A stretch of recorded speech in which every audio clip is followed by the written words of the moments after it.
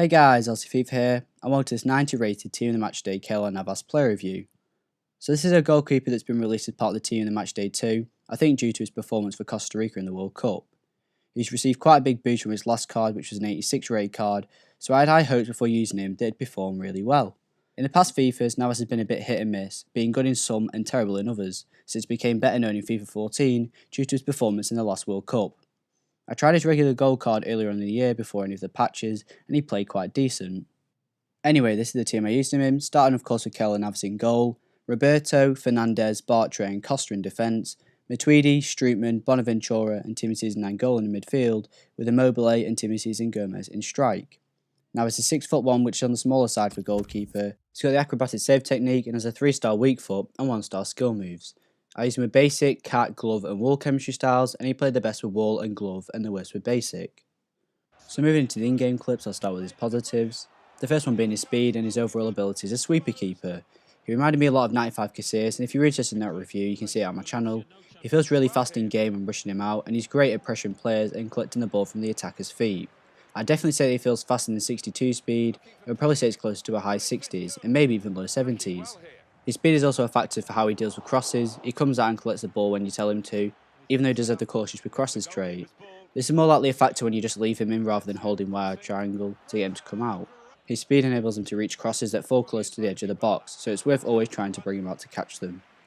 The next positive, and unfortunately the last one, is his distribution. Kicking wise it's decent enough, Navas can kick the ball quite far. The only thing I noticed is that he takes a little longer than usual. I would say this is down to power, but it's literally the speed of the ball that is affected and not the distance it travels. But the real positive is the fact that he has the long throw trait. Like his kicking, this also seems a little slower compared to other keepers, but this trait is always a good one for keepers to have. Now onto the negatives, starting with his diving. This is honestly the worst thing about the card. He regularly just dived too late or without moving the direction of the ball first, meaning that he always came up short when attempting a save. He consistently got bad animations from powerful long shots. You'll see it a couple of times in this video. The keeper dives with his outside arm quite fast but never seems to reach the ball. This was improved quite a bit by the wall chemistry style, but not enough to consider it a positive. I'm not sure if it's his diving or positioning that's to blame, but for how bad he was against long shots, he's probably one of the worst high-rated keepers I've ever used when it comes to conceding goals from distance. Since I've just mentioned positioning, I'll discuss this next. There's only a couple of occasions where it's been really bad, but he concedes a lot of goals in general and far too many long shots for it to be considered even average. If you don't bring out for crosses, he can sometimes not be in the right position to make the save. This happens more specifically with low crosses. Looking back at some of the clips, I've noticed that he stands quite far off his line, which is a big issue. This could be a reason why he fails to save a lot of shots, as he's giving himself less time to react to the shots and complete the dive. His reactions themselves didn't seem too bad.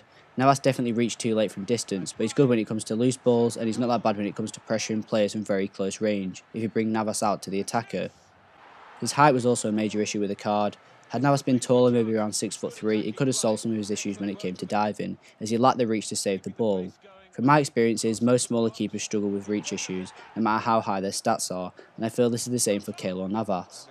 The final negative is his handling, and this really doesn't stand up to the 90 rating on the card, as he rarely caught anything apart from crosses and slow shots. However, on the positive side, he doesn't create that many second chances, as he always clears the ball out of the box or behind for a corner. So overall, I'm going to give 90 Keylor Navas a 4 out of 10. He does have a couple of positive aspects, but overall he fails at his job of being a shot stopper, and whilst using him, I generally conceded more goals in a game than he had saves. I'm not really sure who I'd recommend as a goalkeeper in La Liga.